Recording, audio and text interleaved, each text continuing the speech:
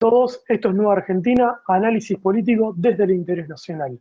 Para quienes no me conocen, soy Alejandro Bando. Antes de continuar, les pido si se pueden suscribir a nuestro canal, a quienes no lo hicieron, activen la campanita, así los nuevos videos que salgan YouTube les puedo avisar, y denle un me gusta, ya es que eso nos ayuda a crecer muchísimo. Hoy vamos a comenzar un ciclo de charlas que hemos titulado Poder Político. Luego explicaremos un poquito más la cuestión, pero vamos a tener a diferentes referentes del ámbito, si se quiere, nacional. Hoy lo tengo a mi lado, del otro lado, mejor dicho, a Leandro Com. Leandro, ¿cómo te va? ¿Cómo estás? ¿Todo bien? Bien, dentro de todo, como hemos dicho, bien. Bueno, Bueno, para quienes no lo conocen, Leandro es licenciado en Ciencia Política, magíster en Estrategia y Geopolítica y candidato a doctor en Ciencia Política, o ya sos doctor. no, esto es una lucha. Me falta. También él es investigador y docente en la Escuela Superior de Guerra en el Colegio Militar de la Nación. También sos autor de diferentes libros, ¿no? ¿Como Sí. cuáles?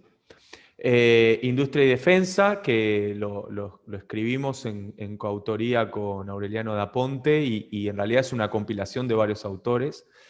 Y un libro que se llama Educación, Conocimiento y Poder, que bueno, que hay algunas reflexiones sobre algunos debates lógicos epistémicos respecto de cómo se percibe la relación entre la pedagogía, el conocimiento y el poder en la naturaleza de los seres humanos.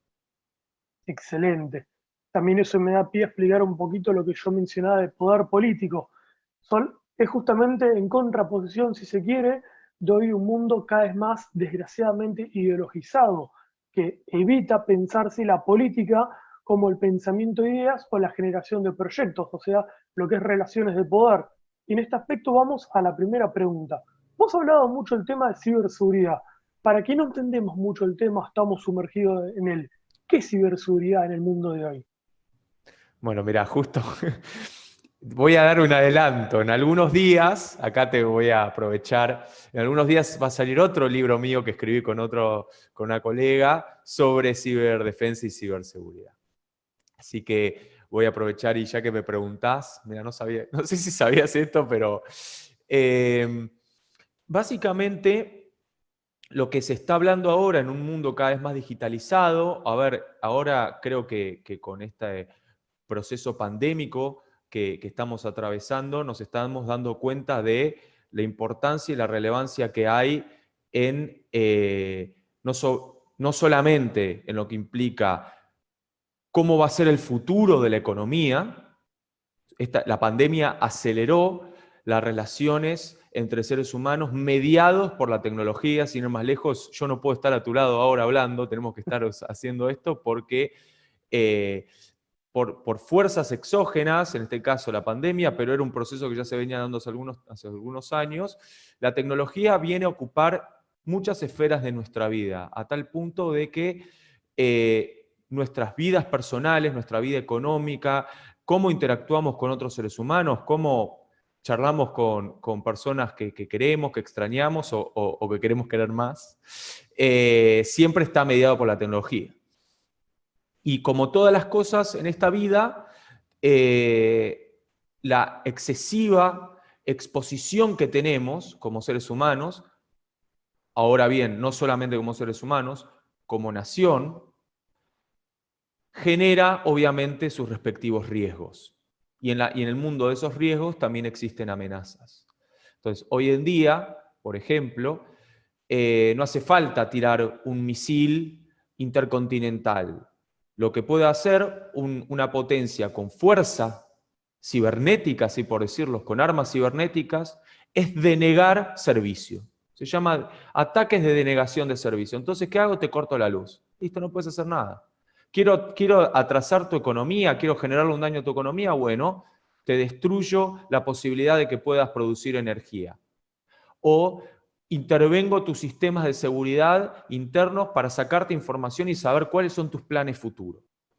Entonces, en ese sentido, lo que implica el mundo de la ciberdefensa y la ciberseguridad es pensar políticas y pensar estrategias para proteger no solamente a las personas, pero también este nuevo momento histórico de la humanidad y su proceso industrial que está cada vez más anclado en la circulación de la información, en intercambio digital, en todas estas cosas que necesitan ser protegidos, porque hoy la economía se maneja prácticamente de forma virtual. Mencionaste algo que quisiera resaltar y saber tu comentario. Cuando agarrás y decís, por ejemplo, hoy vemos, yo mencioné la cuestión ideológica al principio, porque entendemos desde causa el grupo que formo parte, es que esto evita, por ejemplo, ver la realidad tal cual es. Por ejemplo, si uno quiere avanzar un proyecto nacional para aprovechar sus recursos, ¿sí? Generar trabajo, industria, salud, educación y demás, tiene que empezar a plantearse estas cuestiones que vos mencionás de también como los posibles aliados, pero también las posibles amenazas. ¿A qué voy con esto? Que hoy pareciera que no se piensa esto. Es voy a hacer las cosas bien y si salen no voy a tener enemigos y demás. ¿Cómo se encuentra en este aspecto el mundo? Acá voy a la segunda pregunta. Entendido la geopolítica, sí, nosotros como he mencionado, entendimos como relaciones de poder, no así como lucha de clases ni un libre mercado. ¿Qué noción en este aspecto hay de geopolítica en Argentina? Bueno, la verdad, muy buena tu pregunta. Esto es así.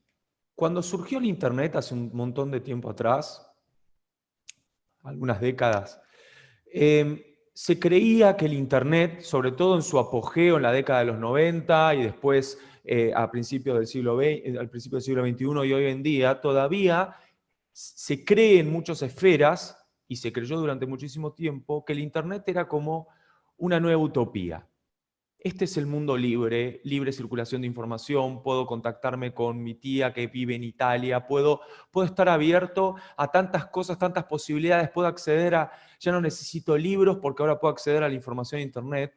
Y había como una especie de imaginario naïve o inocente de lo que era el Internet. Ahora bien, muchos países lo que empezaron a hacer y a darse cuenta es que en este mundo naïve habían muchas vulnerabilidades.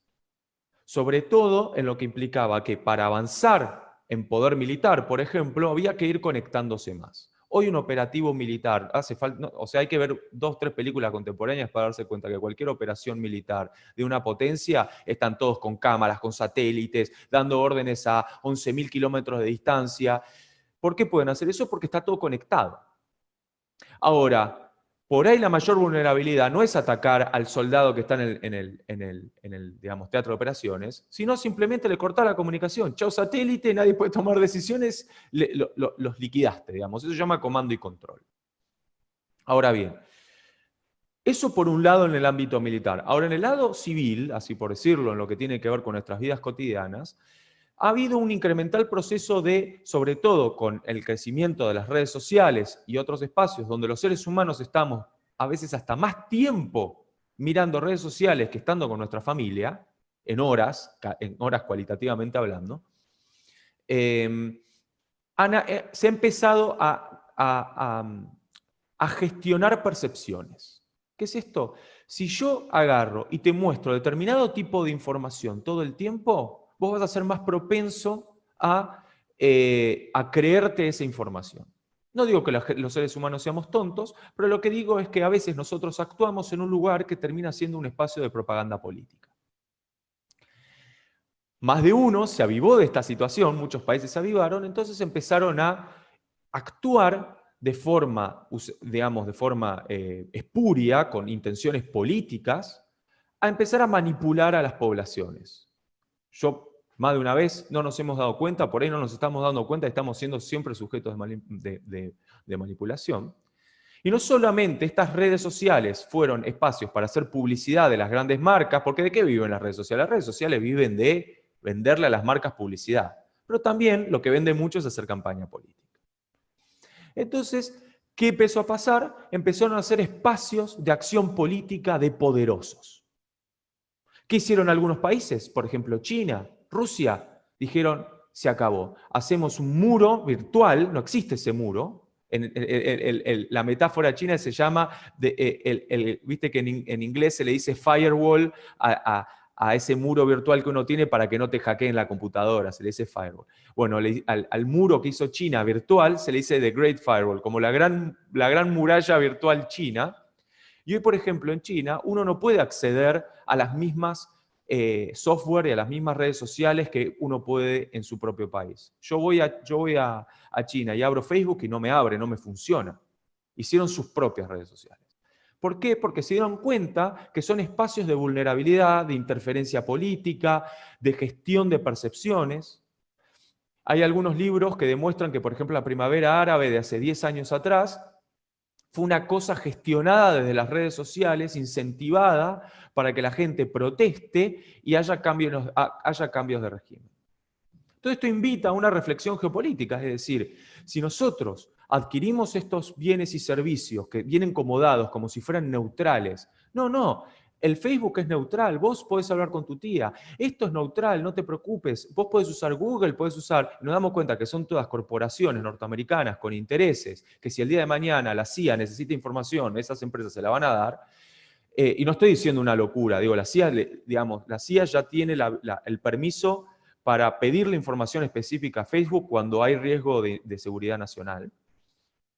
Estamos expuestos a eso, no solamente como individuos, sino como nación, a poderes que actúan por medio de estas redes sociales, por medio de acciones psicosociales, y por el otro lado, al carecer de tecnología específica militar para protegernos, directamente, no hace falta, digamos, hacer un derribo de un avión. Le anulás la electrónica, listo, ya está. El que está manejando ese avión militar, imagínense la persona, le anulás la electrónica y el operador de ese avión perdió cualquier capacidad. Entonces, lo que ha habido, gracias a la tecnología, muchos beneficios, pero también una transformación geopolítica de lo que implica el poder. Y hoy el poder digital, el poder de la ciberdefensa, el poder no solamente de defenderse, pero sino de atacar, es uno de los principales mecanismos que se utilizan para, digamos, hacer inteligencia, conocer a las otras naciones y ejercer un poder sin necesidad de violencia física directa. Digamos que varias potencias, como China en este ejemplo que mencionaste, así como varias naciones, se percataron o se dieron cuenta que Internet, llamémosle, van contra sus intereses nacionales u objetivos políticos. Llevándolo a la otra cuestión, en este aspecto podemos decir que un país que no se da cuenta de esta realidad, que hoy las potencias y la política en sí real se maneja por objetivos políticos y que cada potencia protege sus intereses, o sea, es la ideología en este aspecto un país que termina siendo ideologizado, enemiga, digamos, de la construcción de proyectos y de la política bien entendida. Yo creo que hay una ideología dominante que nos hace pensar que las cosas, que el mundo es un lugar feliz y bueno y que hay que confiar. Y que todo lo que recibimos porque nos da un beneficio, automáticamente decimos, bueno, pero ¿qué tan mal me puede hacer esto? Si me están dando esto, me están dando esto. Digo, si las redes sociales son gratis, esto ya es un eslogan que ya más de una persona lo va a haber escuchado, pero si vos no estás pagando por el servicio, entonces lo que se está vendiendo sos vos. Si vos podés registrarte gratis en Facebook, podés registrarte gratis en Google y estás usando algo, estás usando un servicio que anda perfecto, que hay miles de personas trabajando, es una de las corporaciones más grandes del mundo, ¿de qué vive esa corporación? ¿Te regala el mail? ¿De eso vive? No, de algo vive. Vive de compartir información. Vive de venderle información de los individuos a las corporaciones, a los estados. Y muchos países se están dando cuenta, sobre todo las grandes potencias, de que eso que parece ser neutral no es neutral. El problema es que esos países tienen una ideología que entiende que hay una lucha de poder, que hay competencia económica, que hay poder político, no solamente militar, que hay ejercicio de influencia económica y social, y hay otros países que deciden o no discutir esos temas o no darle la relevancia necesaria porque siempre estamos detrás de otra urgencia mayor. Entonces, como decimos, no, ahora la urgencia es esto, ahora la urgencia es esto. Ahora, si uno piensa estructuralmente, por ahí la causa profunda de todas esas pequeñas urgencias que siempre atendemos es que estamos siempre siendo, digamos, de alguna manera, el último eslabón de la cadena. Digamos, somos las unidades políticas en este mundo de las cuales se extraen los recursos. no somos la que hacemos riquezas con esos recursos. Entonces, mientras corremos de acá, de allá, ellos van creando cada vez más poder, nuevas formas de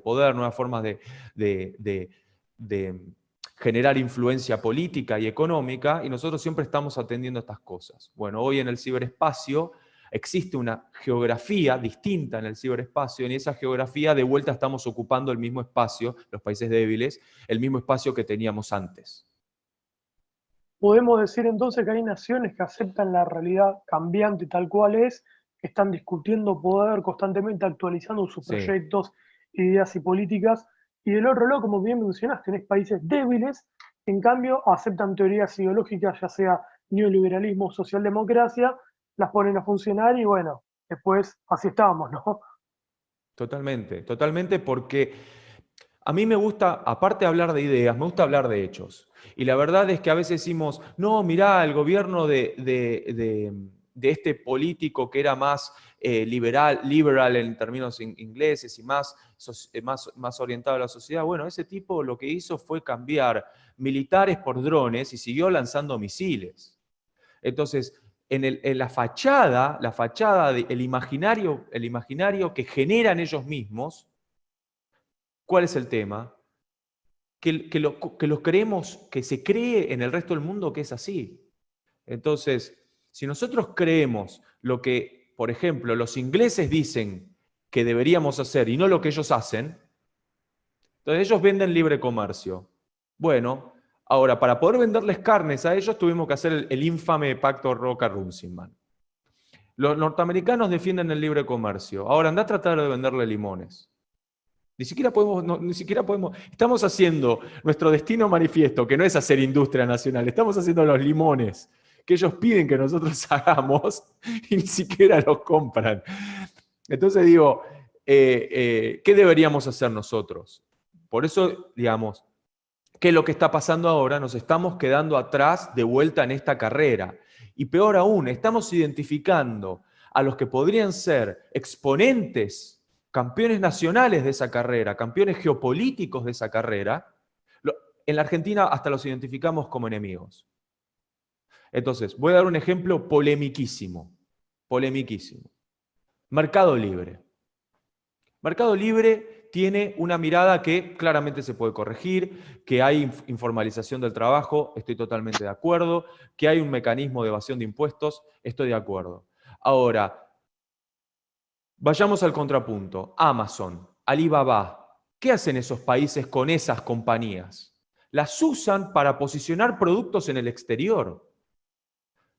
¿Cómo se hizo este chino millonario de Alibaba? ¿Era enemigo del Estado chino? No, no era enemigo del Estado chino. Fue la fachada de expansión geopolítica de China para expandir su comercio y competir contra Amazon, competir contra estas otras compañías que terminaron siendo estas plataformas para acceder a bienes y servicios que producían en esos mismos países.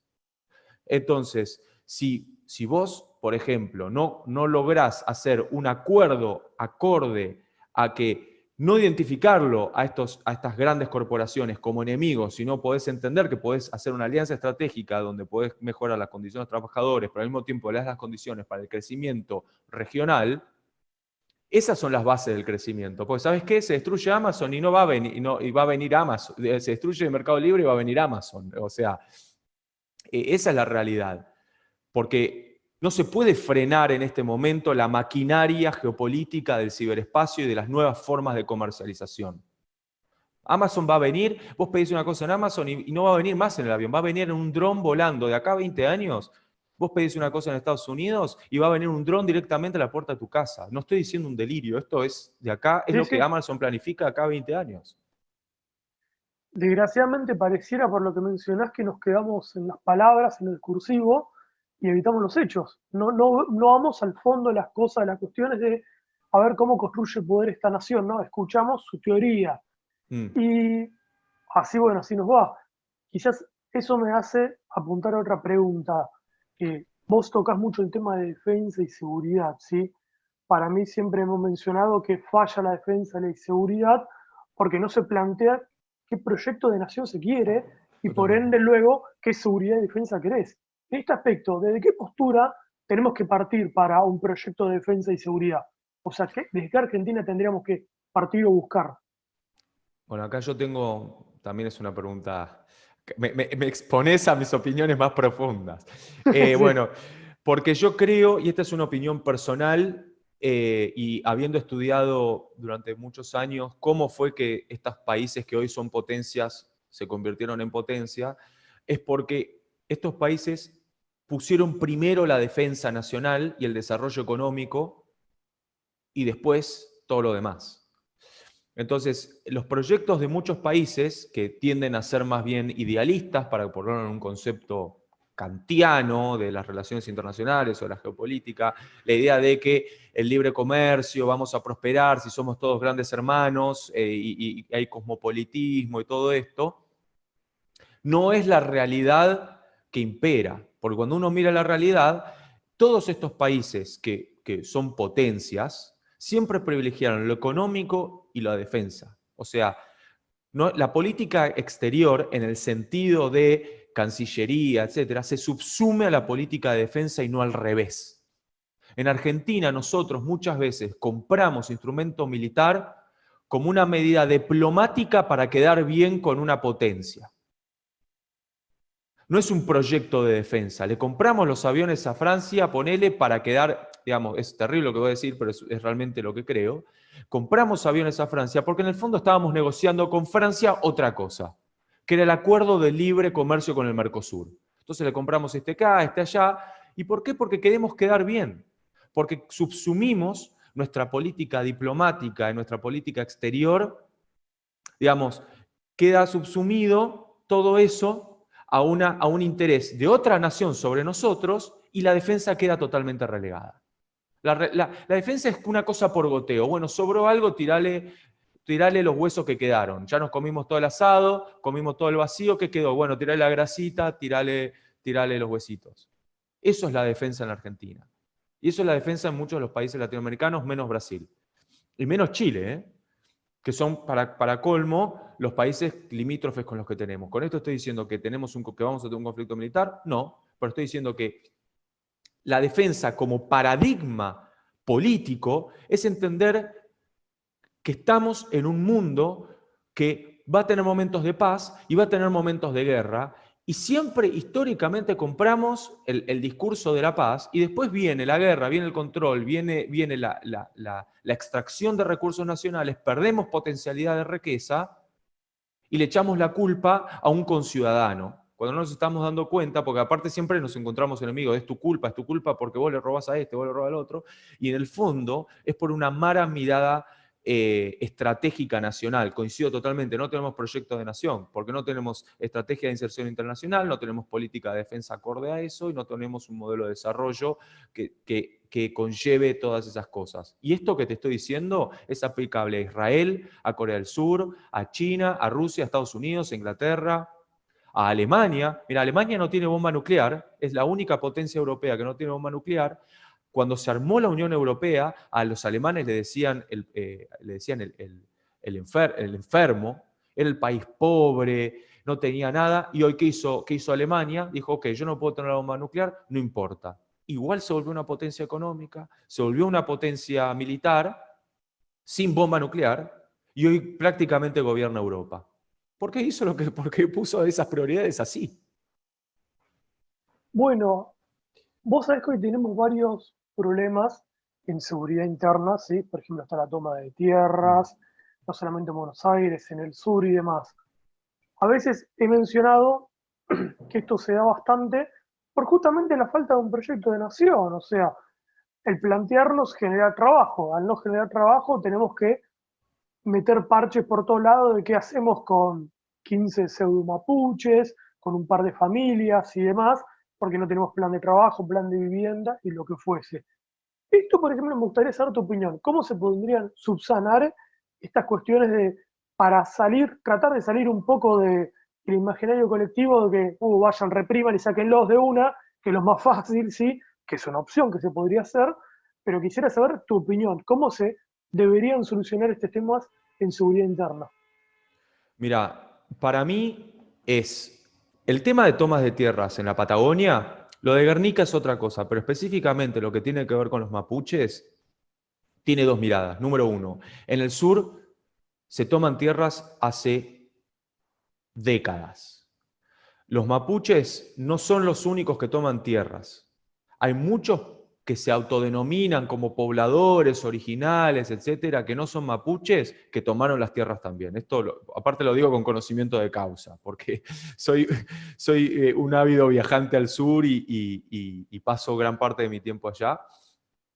El tema de las tomas de las tierras en el sur es una cosa que generalmente se le da mucho acento a la cuestión mapuche, pero no es tan así. En segundo lugar, en el sur, con el tema de las tierras pasan otras cosas, que son los incendios que les conviene que ocurran a las intendencias porque pueden lotear y es parte de una fuente de dinero. Y en tercer lugar, en el caso específico actual de las tomas de tierras, yo creo que hay una dinámica y una problemática interna del Estado contra el Estado. Porque acá está el Instituto de Asuntos de Intereses Indígenas, el IAI, que está fogoneando de alguna manera la toma de tierras. Eso fue lo que pasó en las tomas de tierras de las Fuerzas Armadas.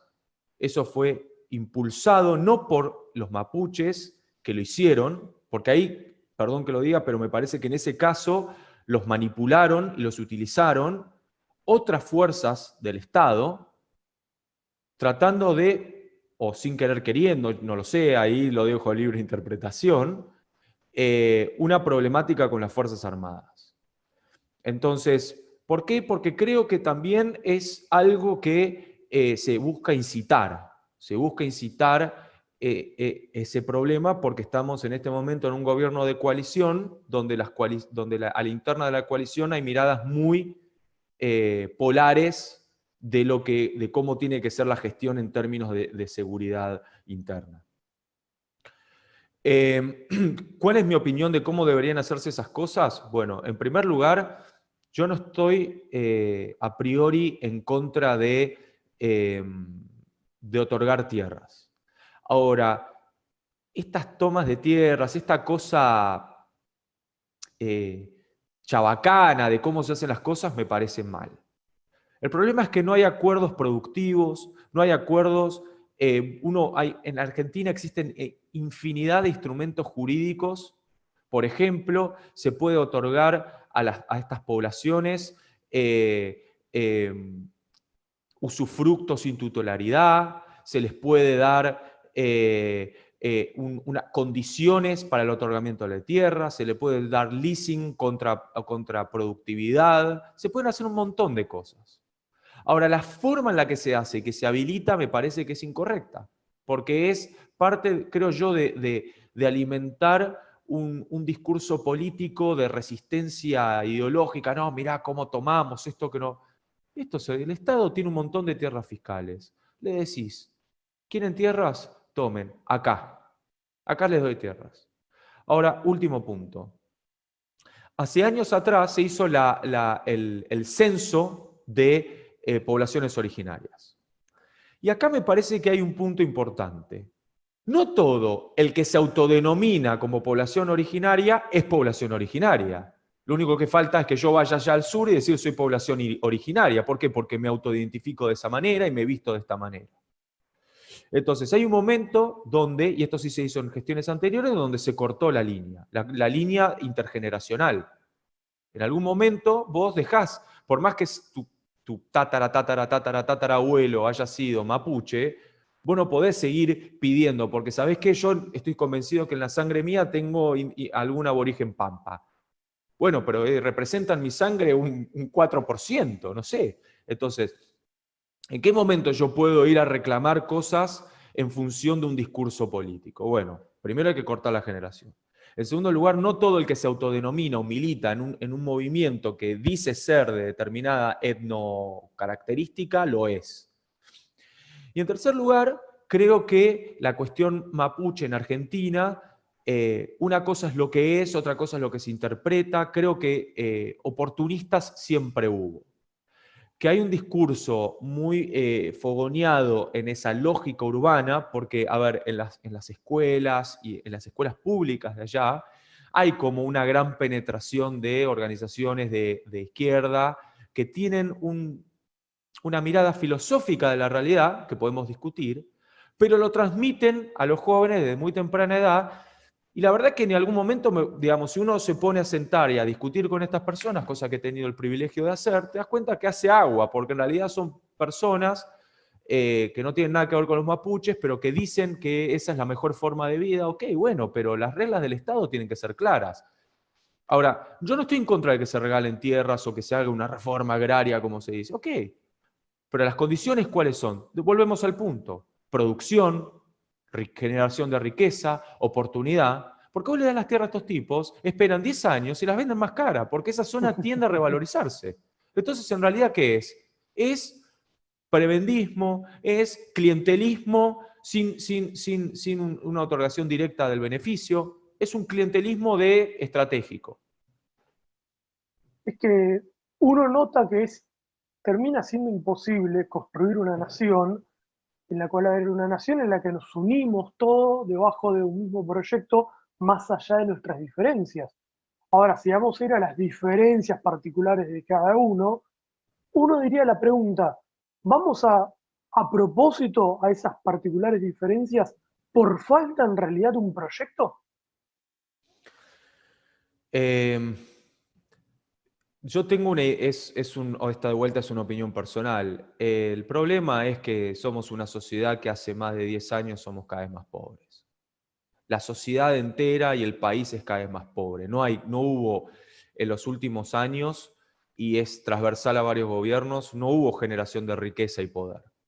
Entonces, vos querés una nación cohesionada, tenés que generar riqueza, tenés que generar oportunidades, tenés que generar crecimiento, porque lo que hacen y lo que se favorece es tratar de generar culpas a otros en vez de tratar de generar un proyecto nacional que genere bienestar social, económico, salud. Acá todo el tiempo se otorgan cosas discursivamente que después son de imposible cumplimiento. Digo, no hay, uno va, dice, no, mirá, hay salud pública, que esto y que lo otro. Yo invito a cualquier persona que dice, no, porque la salud pública, que esto y que lo otro, que vaya a un hospital del interior. Que hay conciencia ahora que estamos en el día de conciencia del cáncer de mamas. ¿Vos sabés cuántos mamógrafos hay en el interior del país? Son pocos. Entonces, no, es obligatorio. En la Argentina hacemos leyes de imposible cumplimiento que ni siquiera el Estado puede cumplir, pero después la gente dice, no, miren cómo votamos esto, lo logramos. No, no logramos nada, porque después la aplicación de esa normativa es imposible porque no generamos la riqueza para comprar ese mamógrafo. Entonces ahí estamos en esa. Y la verdad es que la sociedad argentina, en casi su totalidad, salvo algunos pocos beneficiados, siempre muy vinculados a la política, son ricos. El resto nos hemos empobrecido a lo largo del tiempo, la clase media se ha empobrecido a lo largo del tiempo, y lo que es lo más pujante de todas las naciones es principalmente la clase media, porque generalmente después los ricos lo que hacen es vivir de rentas. Digamos, ser rico es no tener que trabajar para comer. Para finalizar, entonces, claro, uno termina viendo que es un pensamiento un poco más filosófico, pero que también es real, que vas perdiendo ese arraigo con tu nación, eso que te hace sentir orgulloso, porque ves que tu nación te falla, o sea, no me Sí. da trabajo, no me da una buena educación, una buena salud, me encuentro soltado hacia la nada, ¿sí? Por lo cual si me empiezo a pelear con con el mapuche, con el blanco, con el negro, con la Totalmente. mujer, con el hombre, cada vez hay más diferencias que yo siempre digo se fogonean, ya sea ¿no? Totalmente. divisionismo, feminismo y demás, que son problemas reales, no voy a decir que no son problemas reales, estoy de acuerdo, como decís vos, planteemos qué tierra le vamos a dar, pero démosela con trabajo. Porque darle una tierra que viva, como digo, vendiendo pulseritas para que el progre porteño, cuando va al bolsón, pueda comprárselas, me parece algo, la verdad, muy hipócrita. Sí, tenemos cuestión con las mujeres, también sí, integrémosla, pero integrarla en el 1% también es algo hipócrita, porque ¿qué pasa con el resto? Es como el tema del LGBT, también decía, le da 17.000 pesos. Bueno, está bien, pero ¿qué hace alguien con 16.000 pesos toda la vida? O sea, hay una demagogia detrás de todo eso Totalmente. por falta justamente de un proyecto de nación. Todos vemos que todos nuestros problemas van ahí. Totalmente. Es que totalmente, las cosas a veces se hacen demagógicamente. Hay que pensar que a veces en las políticas de inclusión que hacemos se excluye a mucha gente también. Digo, acá en la Argentina no se plantea que, por ejemplo, la inclusión de un cupo de persona universitaria. Muchos de nuestros universitarios que estudian en universidades públicas se van del país, por ejemplo. Entonces, creo que es lo que vos decís. Yo creo que lo que hay que pensar son estrategias de unión. Por eso muchas veces yo hablo de lo que es una estrategia de generar una nación, un nacionalismo, entre comillas, inclusivo, en el sentido de justamente la nación y la patria son espacios. Nosotros estamos todos en este barco. El barco es la patria. Estamos todos en esta tierra. Puede haber gente que tenga una situación desfavorable y somos todos de alguna forma hermanos de tierra.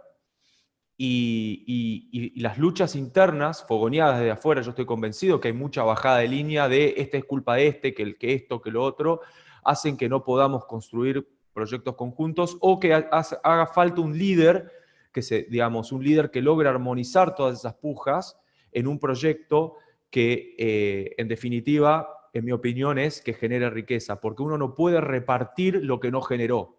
Si uno reparte lo que no generó, si vos tenés un chancho y te lo comés, y no hay más chancho. Entonces vos tenés que hacer, usando la metáfora del chancho, no ahora con todo el China, pero el chancho tiene que tener cría, tenés que hacer esto, tenés que generar todo un mecanismo para poder comer siempre. Si vos no aprendes a cocinar, tenés una pizza y te la comés, acabó, listo. ¿Y ahora qué repartimos? No, ahora nos repartimos entre nosotros, las orejas, los pelos. Entonces, la única forma de repartir y de incluir es generando riqueza. Y la base de toda nación es el trabajo. Acá voy a sonar como mi abuelo, pero es el trabajo. Se trabaja, se produce riqueza y vos no podés extraerle al que produce riqueza demasiado porque lo hagas y se va. Y su hijo que estudió se va también y se van todos y quedamos y después terminamos repartiendo la nada misma. Y es haciendo lo que estamos haciendo. ¿Qué tenemos? ¿Qué hicimos? Nada. ¿Qué tenemos pedazos de tierra sin usar? Bueno, regalálos. Es una locura. Muchísimas gracias, Leandro. Nos estamos quedando No, sin tiempo, pero muy enriquecedora la charla y esperemos que se pueda empezar a divulgar ustedes del otro lado para que empecemos a hablar de estos temas y dejar de discutir entre nosotros sobre lo que nos quieren desunidos y empezar a discutir entre nosotros sobre lo que nos podemos unir, como es lo que todos precisamos, generar trabajo, educación, salud y demás. totalmente. Para mí, bueno, como siempre, es un placer estar hablando acá con vos en este programa y bueno, y te mando un saludo, fue un placer. Muchísimas gracias. Chao, gente. Chau, chau, nos vemos. Tal cual mencionaba Leandro, hoy lo que precisamos es un nacionalismo, ¿sí? Entendido como la defensa de la nación. Somos en ese aspecto defensores de los proyectos nacionales, defendemos las políticas de Estado, no aceptamos las teorías ideológicas, ¿sí? Que nos venden y nos ponen a prueba como ratones de laboratorio. No, aceptamos la realidad cambiante tal cual es, que hoy puede ser amigo uno y mañana puede ser adversario o aliado o lo que fuese. Así es la realidad, así funciona la política. Si querés ayudarnos a seguir generando sentido común, entra al link de Patreon que te vamos a dejar en la descripción. Con tu donativo, por mínimo que sea, estás ayudando a que pueda existir una alternativa desde el nuevo nacionalismo, para que Argentina y América en su conjunto pueda despertar y ser una potencia.